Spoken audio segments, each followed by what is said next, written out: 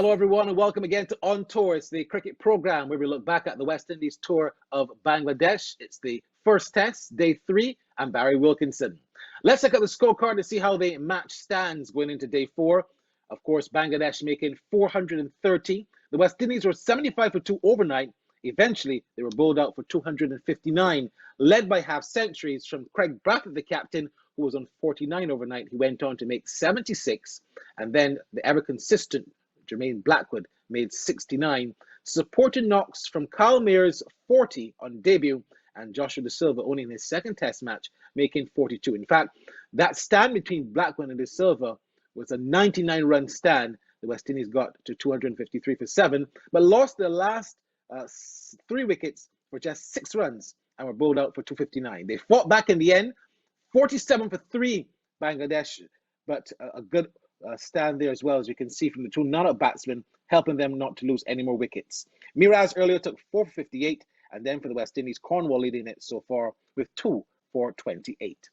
So not a terrible day for the West Indies, but Bangladesh leading by 218 runs, they will certainly feel that they hold the aces in this test match, and perhaps they do.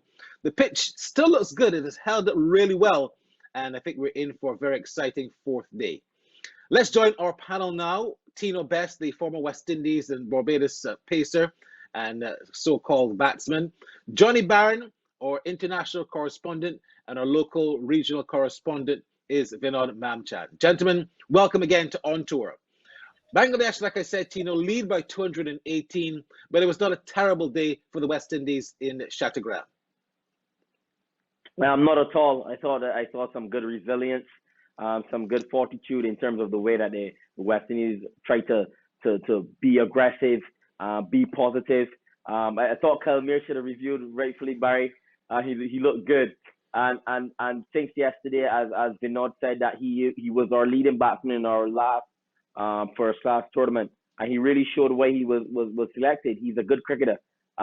Blackwood continued to look good, look positive.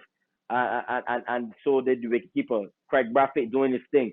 But I just believe that West Indies is still in the game and going to be a very, very intriguing 4th day. Like I said, Johnny, you were there last year. This time you were at that particular ground doing that game, that test match against Afghanistan where they played against Bangladesh. The conditions there are very, very good. And I think it's set up for a good test match on day 4. How do you view it, even though Bangladesh have 218 runs on the board? Yeah, I think it's very interesting actually comparing the pitch last year to the pitch this year. I think that the pitch last year broke up a little bit earlier in the game, to be honest. I was expecting things to move on quite significantly as far as the pitch is concerned today.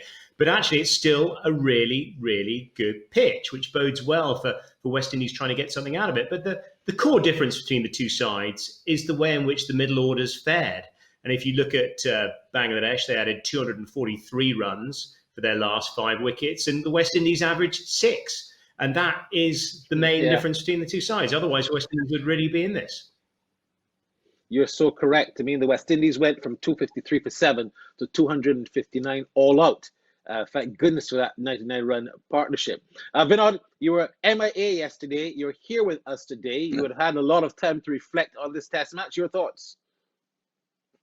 Well, Barry, as was rightfully said by Johnny Barron, 6 runs for the last 5 wickets, and we always tend to fall down, towards the lower middle order and the tail enders. And I thought that the manner of their dismissals left a lot to be desired. Those guys who came in, they played millionaire shots, and they didn't really show a propensity to stay there at the crease and just to keep that fight that Jermaine Blackwood and, of course, Joshua De Silva showed earlier on. Now, let's start from the beginning, Tino Best, because for the very first ball, Bangladesh had success. Nkrumah Bonner, he could have stayed in the pavilion. He was out the very first ball of the day, and Bangladesh must have thought to themselves, good, we're going to run through this West Indies team. However, they knew very little about Kyle Mears as a test cricketer because he was on debut, of course, but as a first-class cricketer, he indeed has some talent and some ability. He's got 2 first-class centuries, and he played some marvelous shots to bat with Craig Brathwaite. They had a nice little stand of 45. Brathwaite made 76. Let's look at him first of all. what was the hallmark of Craig Brathwaite's innings? He looked very fluid, and he looked at one stage like he was going to go on for a Test century, but that was not to be. Tell me a bit about Craig Brathwaite's innings from your perspective. Yeah, I thought that he motored his innings a lot better this time around. He looked a lot more positive. He didn't look like how he looked in New Zealand when he looked out of sorts. But it's more of his repertoire in terms of batting for long periods, because the surface is not big pacers, there's not much sideway movement, there's more spin and stuff. So it was an innings that was constructed very well.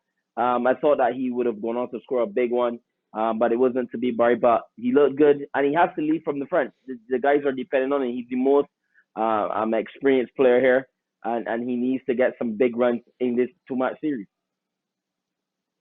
I want to talk a little bit about Kyle Mears, Johnny, because Kyle Mears looked okay in the ODI series. We had a run out, and he had only really one good innings. But when you look at the manner in which he played his shots in his first knock of Test cricket, he exuded some confidence that I haven't seen in a while coming in a West Indies team. Your thoughts, Johnny Barron? Yeah, I was really impressed with the way in which he went about his business. He was very strong on both on the front foot and on the back foot, very decisive through the course of that innings, and really the pace of the innings as well. You know, when the first 11 overs, I think, went for 55 runs, and that positivity was the perfect start, you know, wasn't it, for West Indies today? I really thought they battled really hard, getting 114 runs in that first session, and Myers looked very good indeed, and you know, very unfortunate not to have reviewed that decision, a clear bit of bat onto pad, and he'll rue that one, that's for sure. But Johnny, we say that, but he was also out earlier that Bangladesh didn't review the decision. In fact, he was only, I think, about 11 or 12 when the ball hit the pad, and Bangladesh appealed. It was given not out, and then when it was shown that if they had reviewed, it was hit in flush middle. So there were two instances, if we had to be fair, where he was given not out and was out, and then when he was given out, he was not out. So I think it's just important to balance that. Jermaine Blackwood, 68 Vinod Mamchan. This man continues to be very consistent. I'm going to ask you two questions first. One, the dismissal of Craig Brathwaite. Why did he leave that ball alone after he saw the ball was turning into him? And then your thoughts on Jermaine Blackwood's innings. Well, it was very puzzling that he left that delivery alone. You know, I can't defend him to say he had left it on bounce, because this track, the ball is already keeping low. I think it was just a lapse in concentration, one that I think he's still kicking himself for. And to speak on Jermaine Blackwood, Barry, what has been the difference with Jermaine Blackwood? You know, at the end of the day's play, he spoke of having been in a good mental space. I think that's the issue. Jermaine Blackwood should be used as a reference for our current cricketers. He has come back. He was dropped from the team. He said that was the best thing that could have happened to him, and he has now come back in a mentally different player. If I may just point out four passages of play for you very quickly, Barry, that has shown that if once the West Indies players adopt a different mentality, they're going to be very, very competitive. You look at Craig Brathwaite, I thought 70 odd of 111 deliveries, he was very positive. Look at Jermaine Blackwood, positive from ball one. Look at Kyle Myers on Test debut, he was positive. And Tino Best has been calling for quite a while. Even when during the one-day series, Tino Best was saying to the fast bowlers, be aggressive. You need to forget what you're bowling on. Be positive, be aggressive. And this is exactly what Shannon Gabriel did towards the afternoon's play, towards the end of the day's play, sorry. And you would have seen, Barry, those four passages would show you that our issue as a West Indian team is one that is between the air. All right. Well, Mark Nicholas might be agreeing with you on that particular score. Look, you're very correct. We're going to take a quick break. When we come back, I don't only want to discuss the positivity, of course, of Jermaine Blackwood and his newfound form, but I also want to look at Joshua De Silva and the importance of a partnership. And then we also have a look at the bowling of Miraz, who's having a great test match. He got a century and he also got a four. All these things to come on tour right here on FlowSports. Stay with us.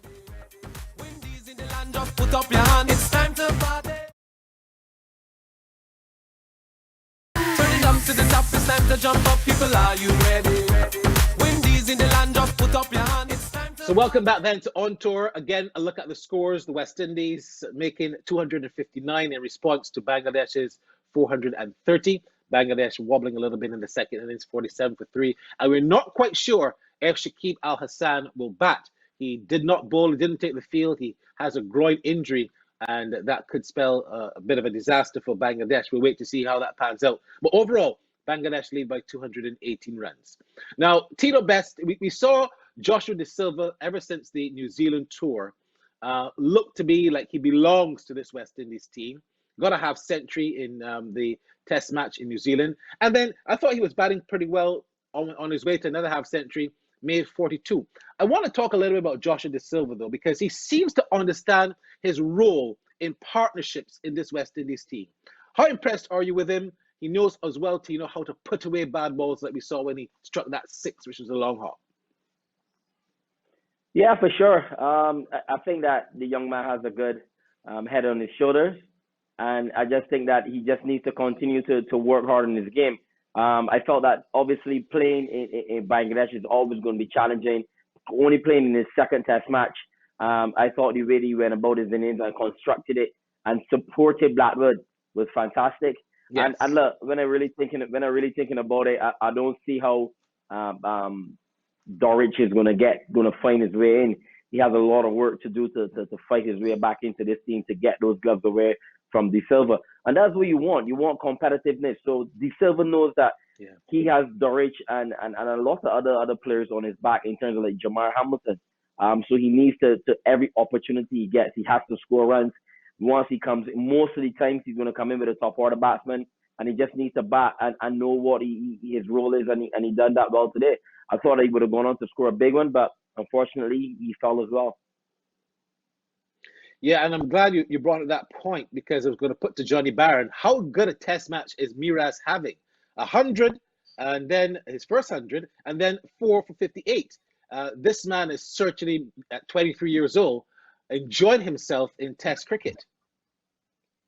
Yeah, he's a talented player, no question about that. He came to the forefront, or to many people's attention, in that successful World Cup under-19 campaign that Bangladesh had a few years back. But very impressive, hugely impressive, of course, at number 8 with that 103 in the first innings, and then just bowled brilliantly, didn't he? He really did, and he was, to be fair, helped, as Vinod said, by a couple of really rash shots by the middle order in that extraordinary passage of play either side of T, where 7 wickets went down for 7 runs, 5, of course, from the West Indies and 2, of course, for Bangladesh. But no, he bowled absolutely superbly.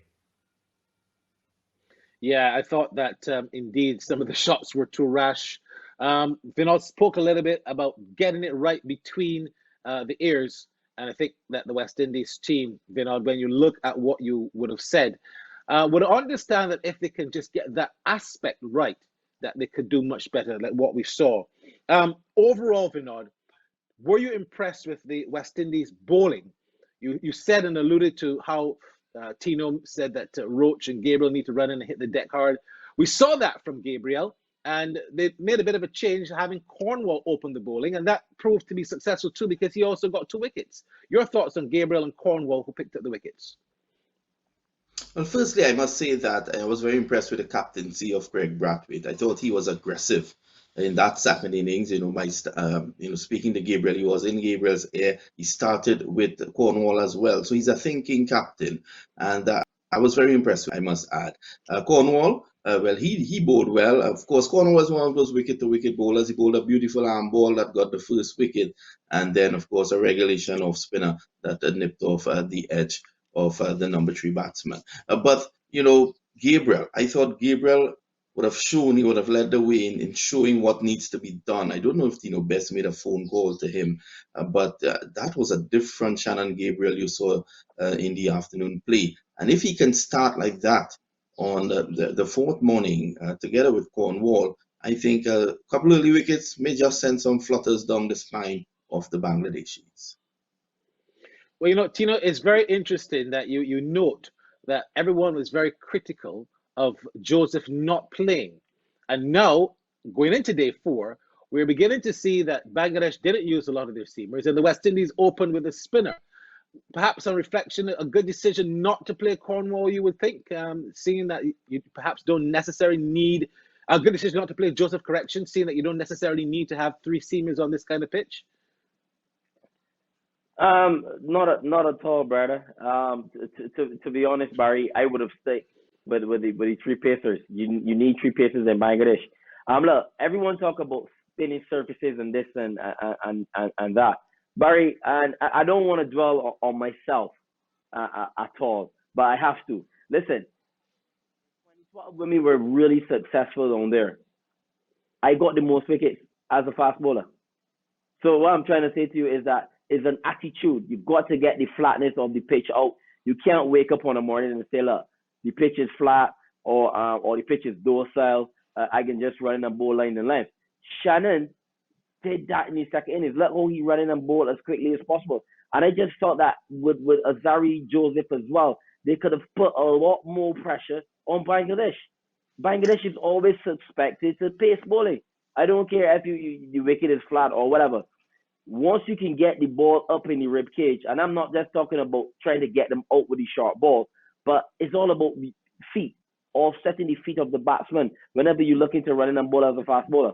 And I just thought that 3 pacers were always going to be a winning combination for West Indies. And I just thought that this was an opportunity to give to Azari Joseph for him to get some wickets and get that confidence going forward.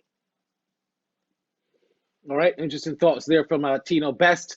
We're going to take another break on tour. When we come back, we're going to hear from Jermaine Blackwood, his thoughts on the day's play, and he also perhaps is thinking that the West Indies, set something like 275, could actually win this test match. You're watching On Tour on FlowSports. Put up your hand, it's time to party. Turn it up to the top, it's time to jump up. People, are you ready? Windies in the land, just put up your hand. So welcome back then to On Tour. Time now to hear from the cricketers themselves. We're going to start, of course, with Jermaine Blackwood. 68 runs, continues to be very consistent. In fact, in his last 5 test matches, he's averaging 55. You look quite confident at the crease. Is it because you came into this series with some runs under your belt? But still, you have to be confident as a player because we play a practice game. I didn't score any runs. So, but still, you have to have that mental toughness. I know that me as a player, I know that I'm not very too, good in playing practice games and stuff. But once the original things start, the test cricket start, I'm 100% ready. What mental adjustment did you have to make to be successful on this surface, considering your last 2 series were in England and New Zealand? Well, we came from England and New Zealand were pretty similar. The ball was bouncing, seaming around. Wasn't too much spin, but here in Bangladesh, you know that we're going to get a lot of spin. The ball is spinning a lot. Ball is keeping low. So, we just have to play on the front foot as much as possible and late as possible.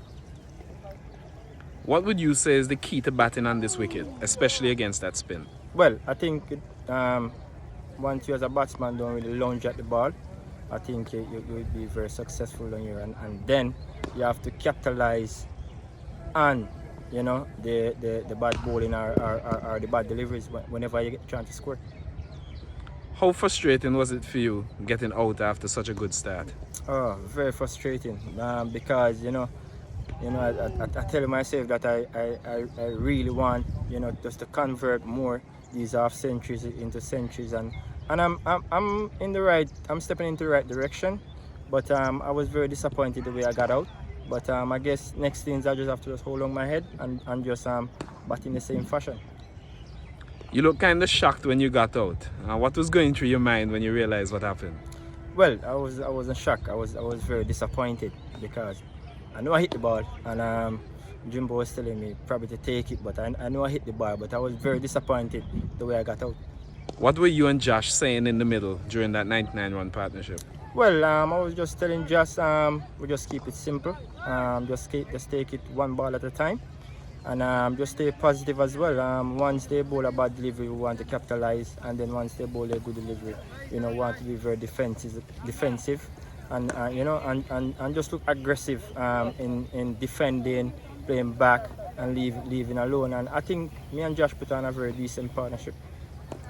What are your thoughts on the bowling, especially of Cornwall and Gabriel this afternoon? Oh, I think it was great. I have to commend the big guy, the two big guys. Shannon, especially Shannon, running. You can see, he's putting in his heart and soul into it, and these flat surfaces, and he's bowling pretty quick, aggressive, and you can see that he get the reward. So hopefully tomorrow he can do the same thing. I think Jimbo bowled brilliantly as well. He made the batsman played, so I think tomorrow once he come and do the same thing, I think he's going to get a lot of rewards. Great stuff, Jermaine Blackwood. We hope he can continue to be consistent going into that second test. Now, gentlemen, as we wrap it up, victory target talk. Tino, what victory target do you think the West Indies can get, and what do you think they'll be happy with? And it all also depends on if Shakib Al Hasan is going to be bowling and batting in this innings. I'm an optimist. I would say 320. I think West Indies in with a chance. Anything over, they've got to play for a draw.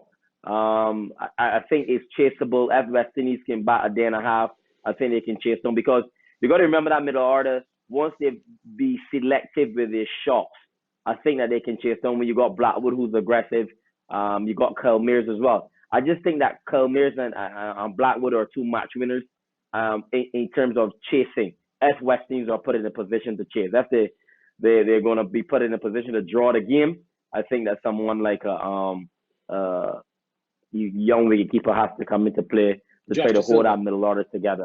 Yeah, young De Silva to hold that game to a draw. So I back in West Indies. I'm a West Indian, Barry. I'm not an Englishman. I'm not an Indian.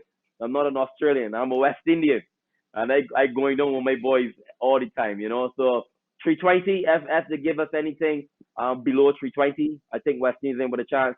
Anything over, they've got to play for a draw. Your thoughts, Johnny Barron?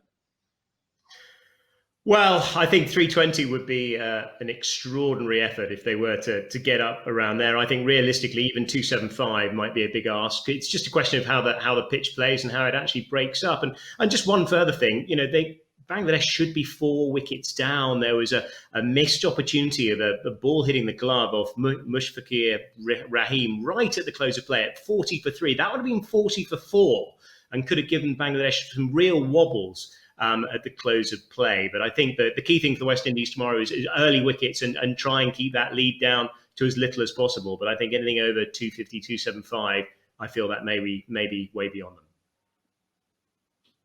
Vinod? Well, Barry, I'm more interested in seeing how how this positivity rubs off on the other West Indian players in the second innings. I think as it is, we already have a difficult task to get whatever. If you show up tomorrow morning and bowl Bangladesh out for, without the addition of a run, that is going to be difficult to get, because this is an inexperienced batting lineup. Oh, Vinod, man, come on, man. You're too cynical. Look, I think a lot will depend on Shakib Al Hasan, because if he's going to be available to bowl in that second innings, along with Miraj, is going to be a handful for the West Indies. As it stands, 218, it's a big ask already, and anything above 275, the West Indies will find it difficult. So look, it's all set. I mean, it's not a walkover for the West Indies in terms of we thought that perhaps they're going to be pushed over by Bangladesh, but they have put up a fight. Let's wait to see what happens on day 4. Whatever happens, though, you can join us for On Tour. We'll have much more highlights and analysis again tomorrow night. I'm Barry Wilkinson, and bye-bye for now. We are the West Indies. That's right.